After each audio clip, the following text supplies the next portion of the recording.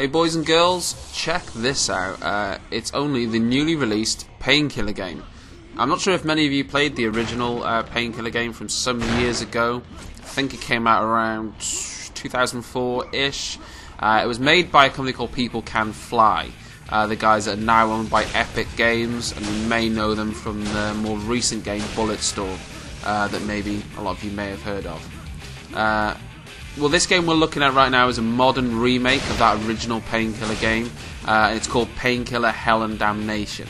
I believe they've sort of worked in the original Painkiller and the follow-up expansion for Painkiller, which was called Battle Out of Hell, I think. It's not made by the original developers, though. It's made by a company called Fan 51. Well, I say it's not made by the original developers. Two of the guys that worked on the original game started up this new company, so it is kind of still made by the original people that worked on it.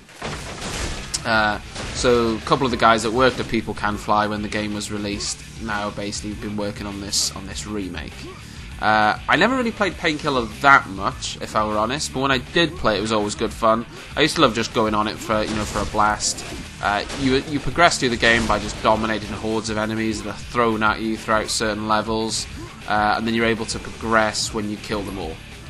You run around picking ammo, picking up the enemy's souls, which will replenish your health.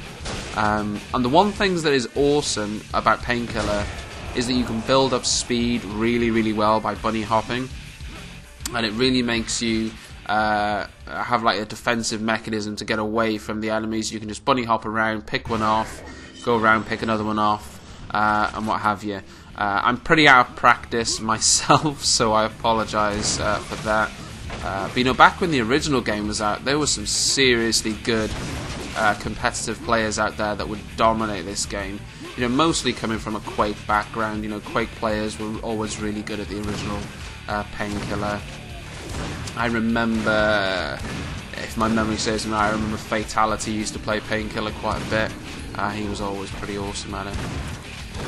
So this game does have the same multiplayer elements, but it does improve on a lot of elements of the game, both single player and multiplayer. They've improved the movement, the game mechanics from the original. Obviously the graphics, it's now running on Unreal Engine 3. They've added in a co-op mode as well, so you can actually play through the entire single player campaign with a friend. The enemies are all crazy looking. I think they've improved all the animations as you'd expect, and the models and whatnot. The size of the bosses is certainly something to look out for as well, because they're always awesomely sized. The original weapons are all in the game, plus some added ones as well.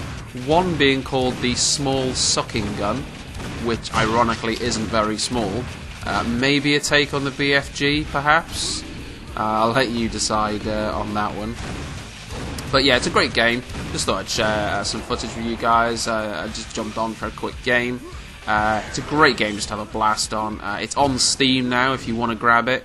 It's £18 UK currency on Steam. I believe that is about $29 US currency, give or take. Don't quote me on that exactly, but it's there or thereabouts. But yeah, I'll let you check out the rest of the video. Enjoy it, and I'll catch you on the next one. Cheers.